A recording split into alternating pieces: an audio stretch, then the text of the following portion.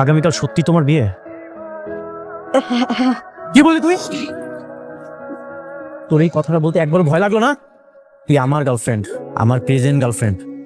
তুই আমার present girlfriend হয়ে অন্য কাউকে তুই কিভাবে বিয়ে করতে চাস? মুবিন,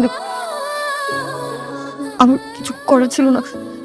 আমার বাবা তার বন্ধুকে কথা দিয়ে ফেলেছে, আর আমার বাবা হার্টের পেশেন্ট। সেই জন্য তোমার কথা বাবাকে বলতে পারিনি।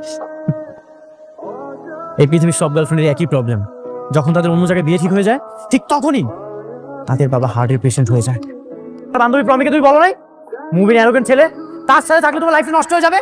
কি বলো নাই তুমি? প্লিজ এখান থেকে চলে যাও, প্লিজ। তুই আমার সাথে যেটা করেছিস এটার পরিণাম অনেক ভয়ঙ্কর হবে।